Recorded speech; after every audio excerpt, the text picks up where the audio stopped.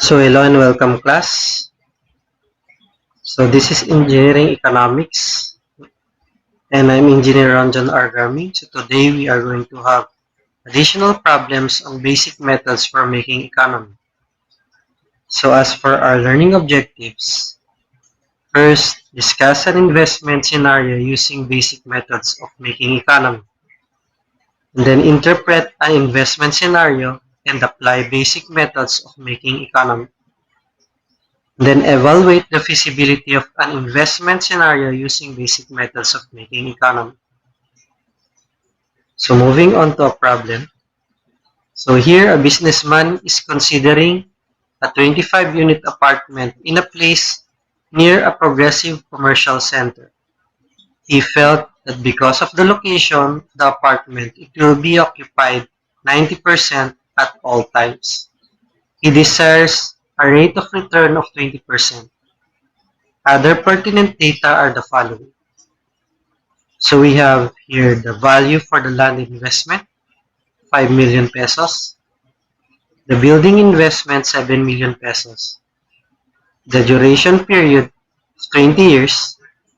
And then cost of land after 20 years will be 20 million pesos. If you notice, there will be an appreciation on the land instead of depreciation. From an investment in land of 5 million, it will become 20 million after 20 years. On the cost of building after 20 years, that is a depreciation. From 7 million, it will become 2 million after 20 years. And then rent per unit per month is pegged to be 6,000 pesos. Upkeep per unit per year, 500 pesos.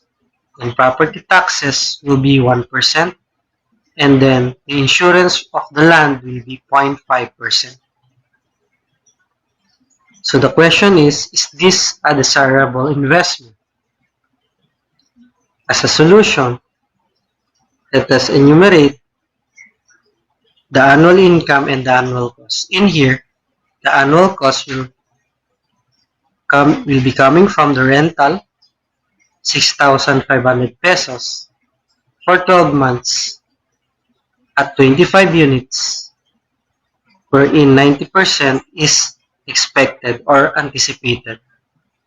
90% here is the occupancy that is expected. So this will have a value of 1,620,000 pesos. And then for the land, because the land will appreciate after 20 years, so this is appreciation by sinking fund method. We use the same formula, CO minus CL all over finding F given A at 20% at 20 years. So 20% is used because this is the desired ROR. So we substitute the value 20 million minus 5 million all over 1 is 186.688.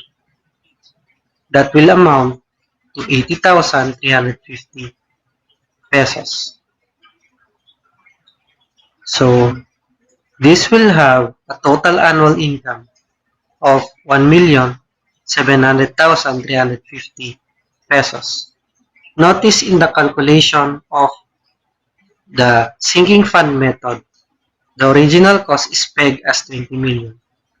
This was just inverted to that of the useful or the salvage value of 5 million because we are considering here annual income. Otherwise, if we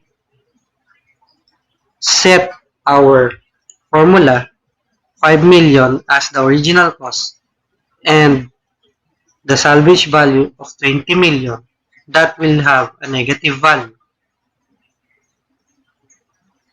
So remember that the land appreciation will be on positive because we are actually considering it as an annual income. So for the annual cost, It includes the depreciation of our building, CO minus CL, all over F given A, 20%, 20. We have 7 million minus 2 million divided by 186.688. So this would amount to a depreciation cost of 26,780 pesos after 20 years. So the upkeep is 500 for 25 units. That would amount to 12,500 pesos. And then for taxes, taxes includes all of your investment multiplied by 1%. So all of the investment would include land and building investment, 5 million plus 7 million. That would be multiplied by 1%. And that would amount to 120,000 pesos. So for insurance, this is intended for the land, 7 million. For the building investment should be insured at 0.5%. So that would amount to 35,000 pesos. So all of this will sum to 194,280 pesos.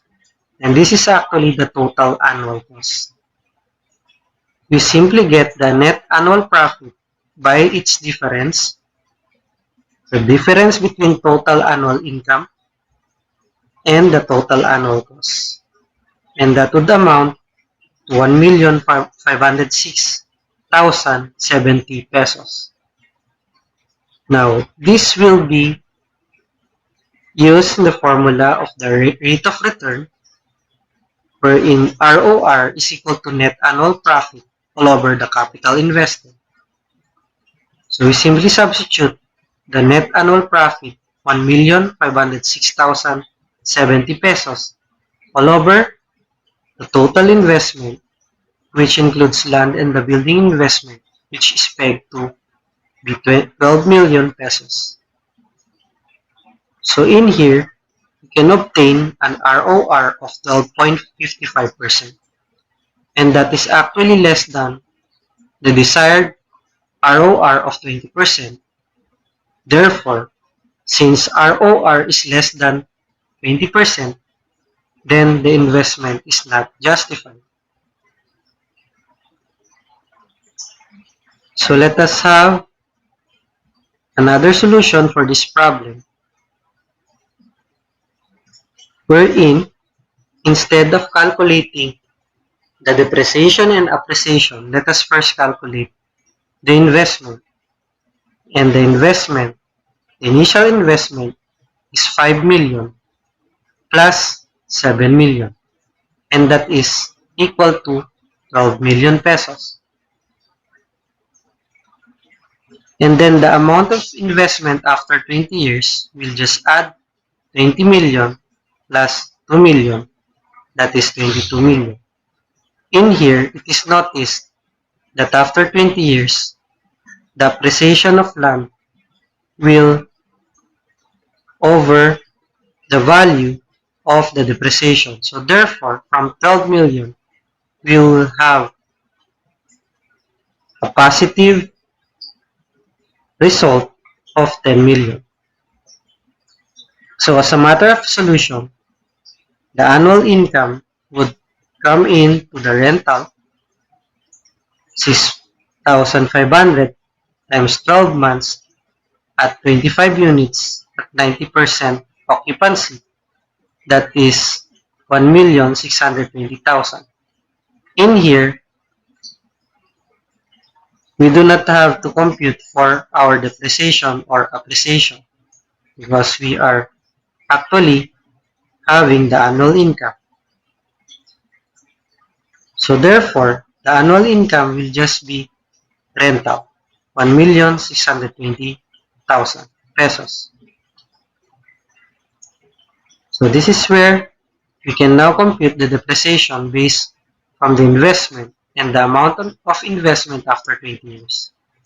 So first, the annual cost will consider the depreciation by the sinking fund method, and that is the original cost minus the salvage value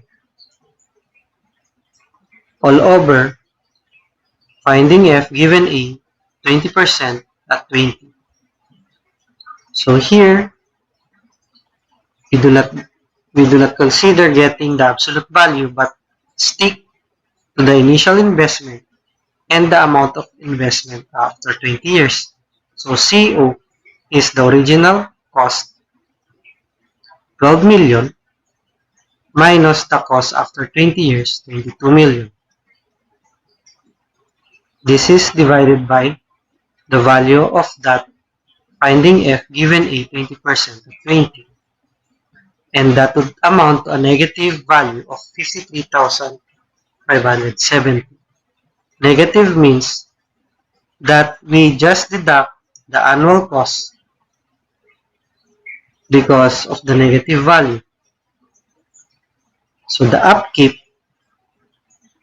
500 times 25 units, that will be equal to 12,500 pesos.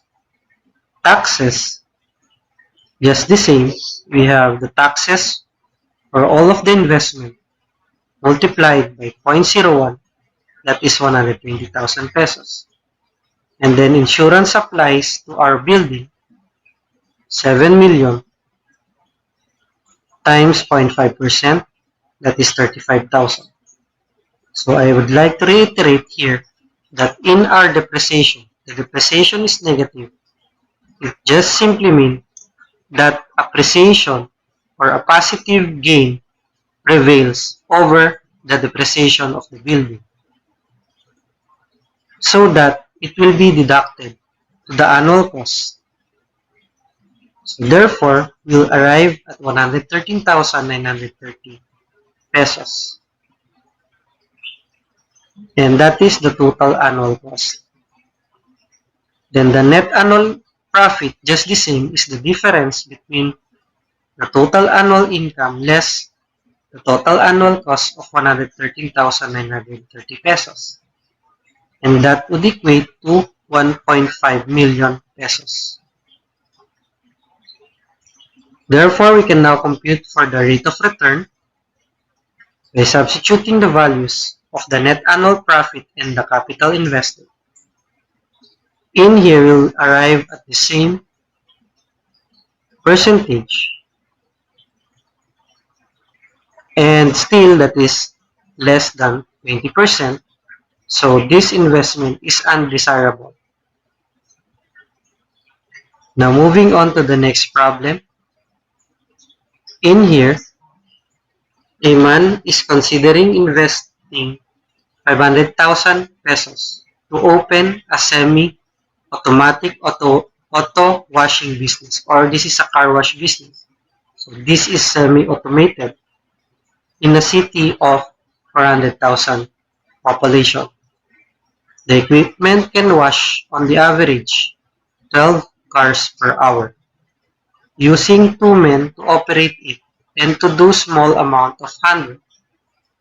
The man plans to hire 2 men in addition to himself and operate the station on an 8-hour basis, 6 days per week and 50 weeks per year. He will pay his employees 25 pesos per hour. He expects to charge 25 pesos for a car wash. Out-of-pocket miscellaneous cost would be 8,500 pesos per month. He would pay his employees for 2 weeks for vacations each year. Because of the length of his list, he must write off his investment within 5 years. Meaning, he will just limit this business on 5 years because of the lease agreement. His capital now is earning 15%, and he is employed at a steady job that pays 12,500 per month. He desired a rate of return of at least 20% on his investment. So the question here is, would you recommend the investment? Again, this is to reiterate that he is only limited for 5 years because of his rental agreement. By ROR method, again, we enumerate all of the annual revenues versus that of the annual cost. So annual revenues are actually income. So of course, you would income from the customers. Here, the estimated cars per hour is 12 at 25 pesos charging of the car wash at 8 hours per day for 6 days a week at 50 weeks per year. And we'll just multiply all of the numerical values here. That would be yielding to 720,000 pesos. So this is the estimated revenue he can get from his customer for a year. Then the annual costs are the expenses. First, the depreciation by the sinking fund method. We use that formula and use 15% because this is the capital earnings. Okay, so the capital earnings will be the basis. Otherwise, if your ROR later will not be feasible, of course, we should stop investing on this business. So the original cost is 500,000 less 0 because we do not have any salvage value here. So we divide that by the numerical value of finding f given a at 15% at 5 years. So 5 years again is the limiting year for this investment. So this will be equal to 74,160 pesos. And then another expense would be labor.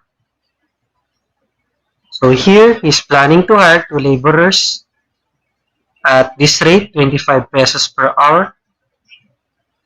They will be working at 8 hours per day for 6 days a week and at 50 weeks per year. So again, we multiply all the numerical values. That would be equal to 120,000 pesos. And then he has to pay the vacation pay. So again, 2 laborers, 25 per hour, 8 hours per day for 6 days per week, and he will pay for 2 weeks. And that will be equal to 4,800 pesos. So another expense is the miscellaneous. So miscellaneous includes 8,500, or this is the out of pocket expenses for 12 months. So this will be equal to 102,000 pesos. And then the owner's salary will be 25,000 at 12 months, and that is 300,000 pesos. So all of this will be equal to 600,960 pesos. So this is the total annual cost. Therefore, the net annual profit would be the difference of the annual revenue to that of the annual cost, and that will be equal to 119,040 pesos. So therefore, ROR can now be computed by substituting those values. So we will have an ROR of 23.81%, and this is greater than 20%, meaning ROR is greater than 20%, therefore the investment is justified.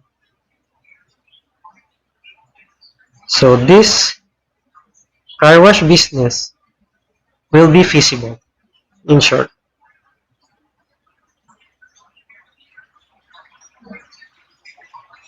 So another solution by annual work method. So this time, we compute the annual revenue, just the same. We'll have 720,000 pesos. And then we go directly to the annual cost. First, by depreciation, we have 74,160 pesos.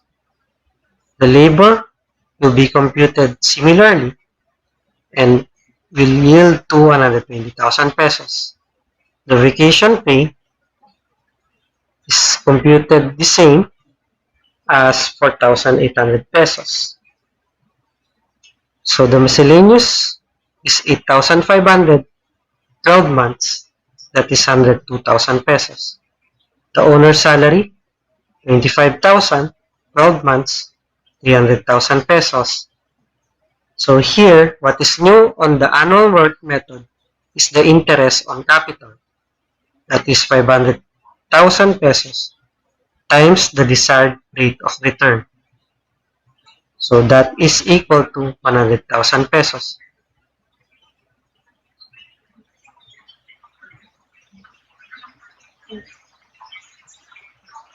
So notice here that the total annual cost will be equal to 700,960 pesos. Hence, the excess between the annual revenue and the annual cost is 19,040 pesos. And it is in positive value. Therefore, the car wash business is justified and feasible. So that's it for the annual work method. So the annual work method just simply adds interest on capital, particularly on the annual cost. Next problem. A firm is considering purchasing equipment that will reduce cost by 40,000 pesos. So this equipment will help the company so that it will reduce their operations cost by 40,000 pesos. The equipment costs 300,000 pesos and has a salvage value of 50,000 pesos at the end of its useful life of 7 years. The annual maintenance cost is 6,000 pesos. While not in use by the firm, the equipment can be rented to others to generate an income of 10,000 pesos per year. If money can be invested for an 8% return, is the firm justified in buying the equipment? So by rate of return method, we enumerate the annual revenue or savings as well as the annual cost. So this will be the income. So reduction on annual cost will be considered as a savings. And that is 40,000 pesos according to the problem. So rental is 10,000 pesos. So this equipment could be rented while not in use. 10,000 pesos here is a per year basis. So all of this would amount to 50,000 pesos, which consists of the total annual savings. And then the annual costs, again, the depreciation by sinking fund method, we use the formula. And then 8% is used as a desired ROR percentage. And then 7 is the useful life of the equipment. Now substituting the value of the original cost and the salvage value divided by the amount or the value of that finding F given a 8% at 7 years, then we can get the quotient to be equal to 28,018 pesos. So the maintenance cost is 6,000 pesos per year. So all of this will be equal to 2018 pesos. So we get the difference of the expenses to that of the revenues or savings, and that will be the net annual profit. So the savings is 50,000, the expenses or the annual cost 34,018 pesos, and that will be equal to 15,982 pesos. Now we can now compute for the ROR or the rate of return. Substituting the value of our net annual profit divided by the capital invested, we can get ROR to be equal to 5.33%.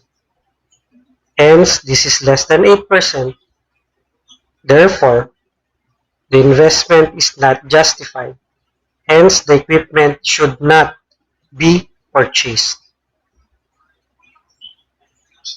So next problem, MBTC company has a contract with the hauler to transport its contract requirements of 3,600 or 3,600,000 liters per year from a refinery in Manila to the site in Bulacan at a cost of 1.05 pesos per liter.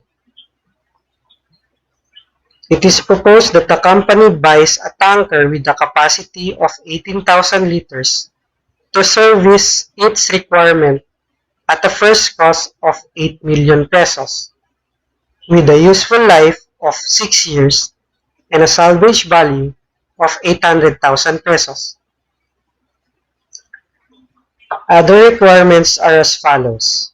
Diesel fuel is pegged to be 7.95 pesos per liter, and the tanker consumes 120 liters per round trip from Manila to Bulacan and back. Lubricating oil and servicing is 3,200 pesos per month. Labor, including overtime and fringe benefits for one driver and a helper, is 20,000 pesos a month.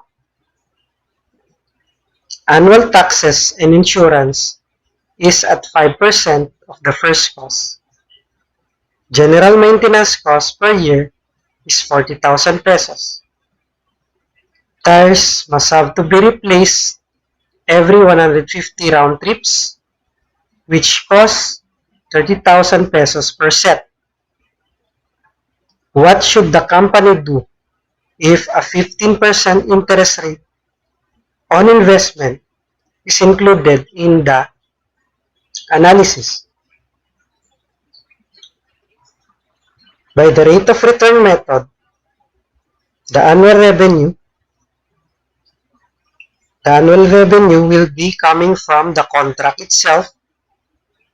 So the company needs to haul 3.6 billion liters of oil at a price of 1.05 pesos per liter.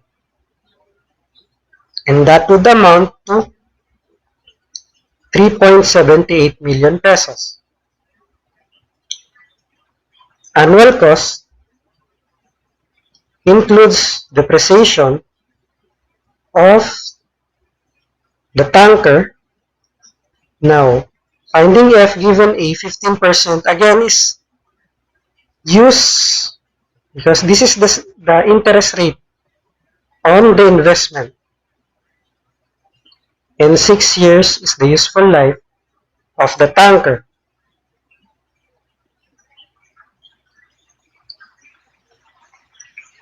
So the original cost is 8 million less 800,000 salvage value divided by the value of that notation, 8.753.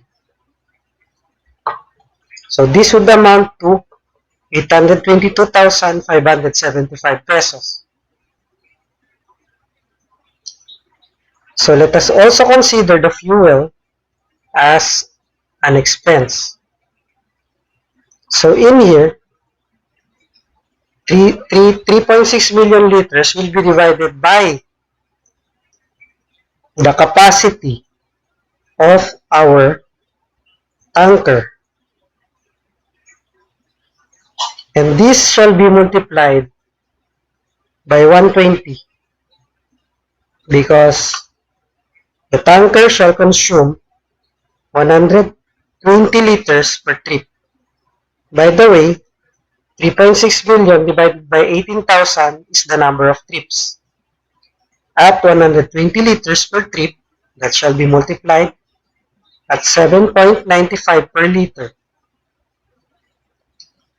So this will amount to 190,800 pesos.